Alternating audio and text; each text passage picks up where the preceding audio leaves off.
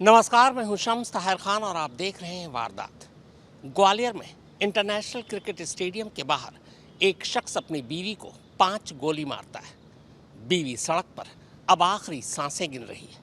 आसपास सैकड़ों लोग मौजूद हैं, पुलिस भी है, लेकिन पति गोली मारने के बाद भागता नहीं है, बल्कि वहीं बैठ जाता है। उसके हाथ में अब भी तमंचा है। फिर वो लोगों से कहता है कि डरो मत, हम तुम्हें कुछ नहीं करेंगे। इसके बाद वो अपना मोबाइल निकालता है और फेसबुक लाइव शुरू हो जाता है। फेसबुक लाइव के जरिए वो इस कत्ल की पूरी कमेंट्री सुनाता है। ये ग्वालियर का मशहूर कैप्टन रूप सिंह क्रिकेट स्टेडियम है। ये वही स्टेडियम है जहां सचिन तेंदुलकर ने वनडे क्रिकेट के इतिहास की पहली डबल सेंचुरी बनाई थी। तारीख थी 24 फरवरी 2010। इसी रूप सिंह क्रिकेट स्टेडियम के बाहर 12 सितंबर 2025 की ये तस्वीर है। दीवार के सहारे एक शख्स जमीन पर बैठा है, हाथ में देसी कट्टा है। उसके ठीक सामने बीच सड़क पर एक महिला लहूलुहान पड़ी है। 4 गोली उसके सर और चेहरे पर लग चुकी है, पर अब भी जिस्म में थोड़ी बहुत हरकत बाकी है। दीवार की तरफ के हिस्से को छोड़ दे तो बाकी के तीनों तरफ तमाम भीड़, तमाशबीन और यहां तक के पुलिस वाले भी मौजूद हैं। भीड़ लगातार अपने मोबाइल के कैमरे में इस हथियारबंद शख्स को कैद कर रही है, जबकि खुद ये शख्स अपना मोबाइल निकालता है और बैठे बैठे फेसबुक लाइव शुरू कर देता है। सामने मरने जा रही एक महिला पड़ी है, 3 तरफ भीड़ में पुलिस भी मौजूद है, लेकिन इन सब से बेपरवाह ये अगले 1 मिनट और 33 सेकंड तक इसी जगह बैठे बैठे फेसबुक पर लाइव कर रहा है।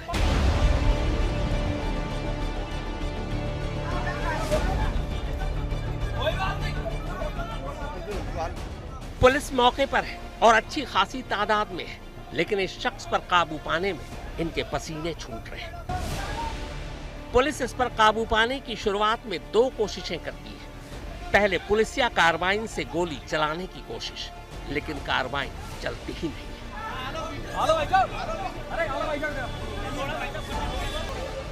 हथियारबंद शख्स को काबू करने के लिए अब पुलिस दूसरी कोशिश करती है। ये शख्स अब भी आराम से दीवार से टेक लगाए बैठा है। पुलिस उसकी तरफ अब टीयर गैस छोड़ने का फैसला करती है। पहली 1-2 कोशिशों में टीयर गैस भी फायर नहीं होता। आखिरकार जब फायर होता है तो शायद टीयर गैस का शेल हथियारबंद शख्स के पैरों में जाकर लगता है। इसके बाद वो अपनी जगह से उठता है, लंगड़ाता हुआ पेड़ या खंबे की ओट में जाने की कोशिश करता है।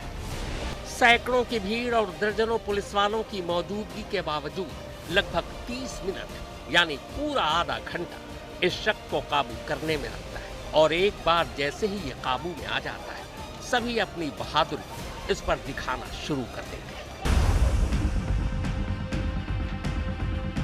मैं ब्लैकमेलिंग की शिकायत लेके आई हूँ हमारे। ये तस्वीर इस वारदात से 3 दिन पहले 9 सितंबर की है। सामने अनगिनत माइक और माइक की दूसरी तरफ चेहरा ढके ये महिला मीडिया से मुखातिब है। ये वही महिला है जिसे आपने अभी अभी कैप्टन रूप सिंह स्टेडियम के बाहर बीच सड़क पर घायल हालत में देखा था। वही महिला जिसे 4 गोली मारी गई। अपनी मौत से 3 दिन पहले ये अपनी मौत का डर लिए तब पुलिस के पास आई थी, मदद मांगी। सुनिए मरने से 3 दिन पहले इसने क्या कहा था। अभी वो जेल से निकल आया तो अभी पोस्ट पे पोस्ट करते जा रहा है और मतलब हमारे गांव वालों को मतलब आपत्ति ऐसे मतलब बहुत गंदा गंदा लिख रहा है कि ना तुम राजीनामा कर लो, मेरे साथ रह लो, राजीनामा कर लो, और वो मैं नहीं करना चाहती और ना मैं रहना चाहती। 12 सितंबर की दोपहर ग्वालियर के एसपी ऑफिस से यही महिला एफआईआर लिखवाकर वापस लौट रही थी। जैसे ही ये कैप्टन रूप सिंह स्टेडियम के बाहर इस जगह पर पहुंचती, वही नौजवान इसे रोकता है और फिर देसी कट्टे से एक के बाद एक 5 गोली मारता है। 4 इस महिला को लगी, 5 सड़क में धंस गई। तो एक एक कर सारी तस्वीरें तो आपने देख ली। अब तस्वीरों के बाहर की कहानी सुनने की बारी। ये नंदिनी केवट है, झांसी की रहने वाली। नंदिनी की जिंदगी की कहानी अगर छोटा कर सुनाऊं तो कुल कहानी ये है कि नंदिनी की जिंदगी में कुल 5 लोग आए। 2 से उसने शादी की, 3 से इश्क, और इन्हीं 3 में से एक प्रेमी का कत्ल भी किया, जिसके लिए वो 4.5 साल तक जेल में भी रही। ये अरविंद ठाकुर उर्फ अरविंद परिहार है। इसकी भी छोटी सी कहानी ये है कि इसकी जिंदगी में 3 महिलाएं आई, 2 बीवी बनी, 1 प्रेमिका रह गई। ये जो हाथ में देसी कट्टा लिए हुए बैठा है, यही अरविंद है।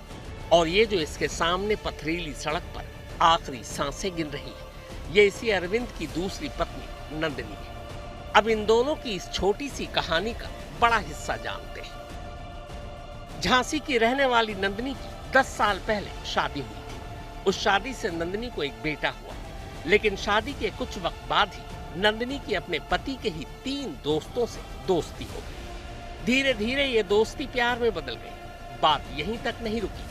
कुछ वक्त बाद नंदिनी की जिंदगी में एक और प्रेमी आ गया। उसका नाम था निमिलेश सिंह। एक पति और 3 प्रेमी पहले से थे। अब 5वें के आ जाने से बाकी 3 प्रेमियों को दिक्कत हो गई। आखिरकार 2017 में नंदिनी ने अपने चौथे प्रेमी के साथ मिलकर 5वें प्रेमी यानी निमिलेश सेन की दतिया में हत्या कर दी। कत्ल के इल्जाम में वो 4.5 साल तक जेल में भी रही। 4.5 साल बाद जमानत पर बाहर आई तो झांसी और दतिया छोड़ ग्वालियर पहुंच गई। नंदिनी का बेटा दादा दादी के पास ही रह गया। ग्वालियर में नंदिनी ने एक नई जिंदगी की शुरुआत की।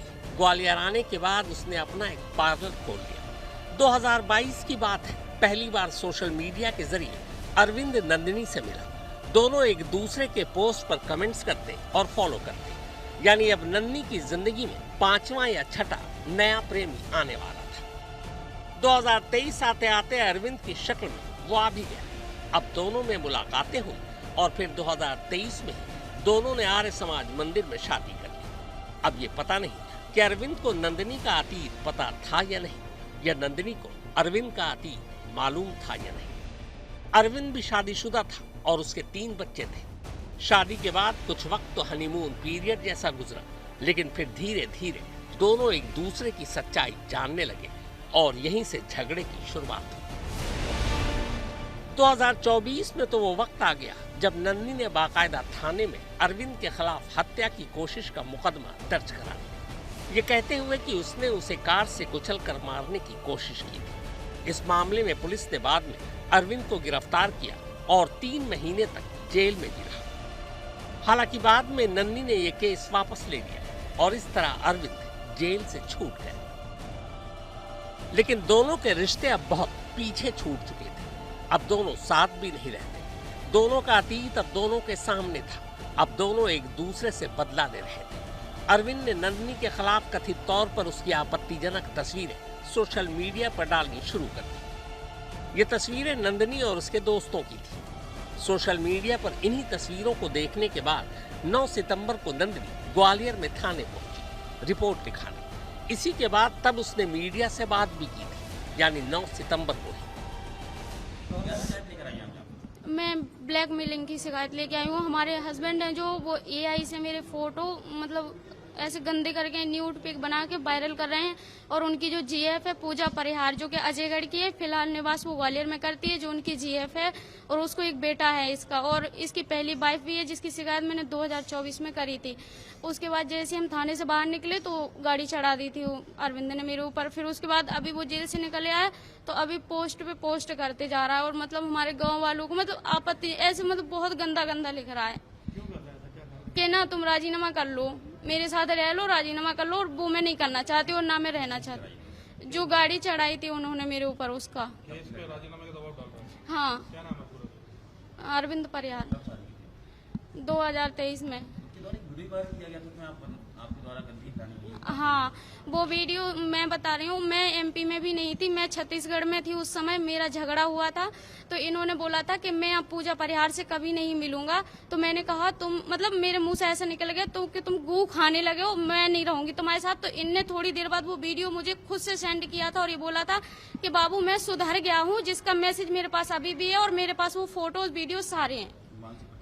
हाँ, मानसिक। और मेरी जो मतलब भाभी है, मतलब हमारे टच में, तो वो हमारा सपोर्ट करती है। उनके 2 बच्चे हैं बड़े बड़े, वो कंपनी में जॉब करते हैं, तो उनकी लड़की के लिए ऐसे लिखते हैं ये धंधा करती है, और मेरे लिए भी, उनकी मम्मी के लिए भी, मतलब जो मतलब मेरे सपोर्ट में खड़ा हो रहा है उन सबको ऐसे ही बोल रहे हैं।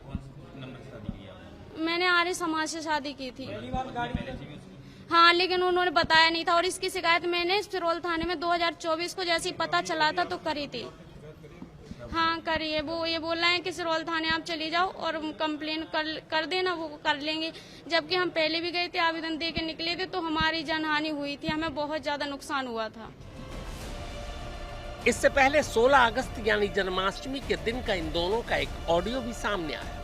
दोनों फोन पर बातचीत कर रहे हैं और एक दूसरे पर रिश्तों को लेकर बेईमानी पर लड़ रहे हैं।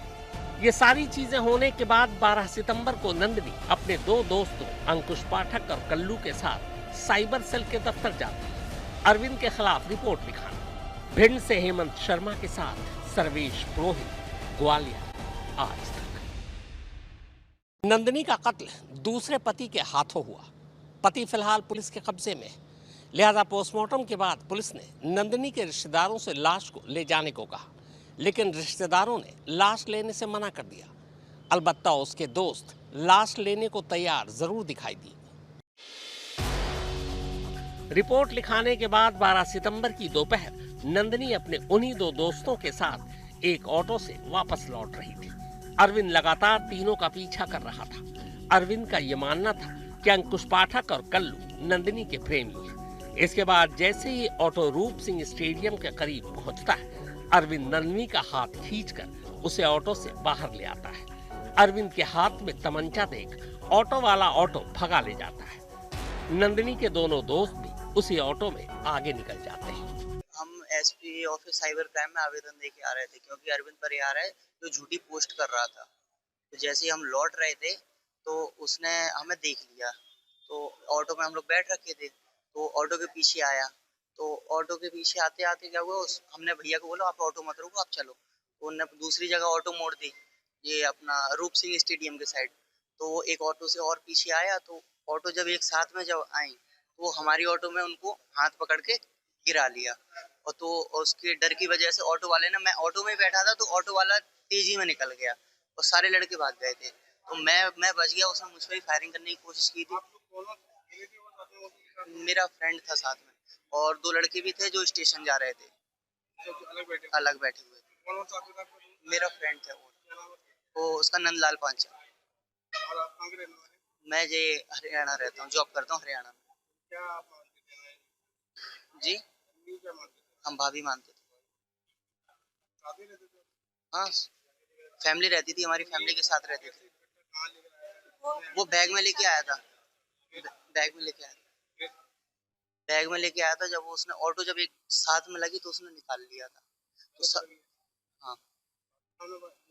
हाँ, मेरे सामने मारी।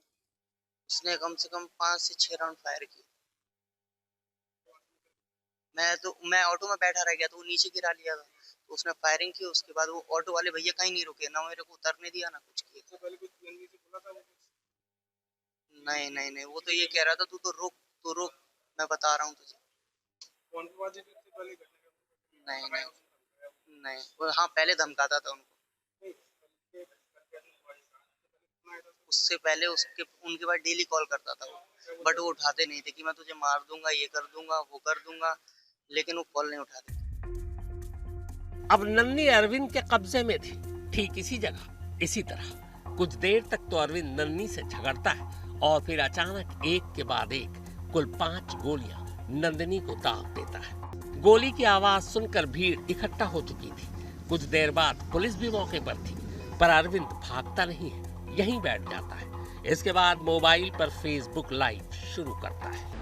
अगले 30 मिनट तक यहाँ सब कुछ ऐसे ही चलता है। इस दौरान अरविंद के हाथों में तमंचा देख किसी की हिम्मत नहीं होती कि वो उसके करीब जाए या शायद तब तक सांसें ले रही नंदिनी को उठाकर अस्पताल ले जाए। कि मैं कोर्ट से आ रहा था, तरुण पुष्कर तक जैसे पहुंचा हूं तो यहाँ पर गोली चलने की आवाज़ सुनाई दी मुझे। तो मैं दौड़ करके आगे आया तो मुझे दिखाई दिया कि एक साइको टाइप का व्यक्ति लड़की रोड पर गिरी हुई है, उसके ऊपर गोलियां चला रहा है, अंधाधुंध गोलियां फायर कर रहा है और वहीं पर बैठा था सामने। और उसने, जनता ने बहुत प्रयास किया कि उसको कंट्रोल करने, लेकिन जनता कंट्रोल नहीं आ सकता था क्योंकि उसके हाथ में रिवॉल्वर थी। और पुलिस को सूचना दी, पुलिस आई, पुलिस ने आंसू गैस के गोले छोड़े, बड़ी मुश्किल से नियंत्रण में किया उस साइको को। तो मर्डर करके वहीं पे बैठ गया था। हाँ, मर्डर करके वहीं बैठा था। लाश उनके वो बॉडी के पास ही बैठ गया था जाके। बैठा था, भागा नहीं है।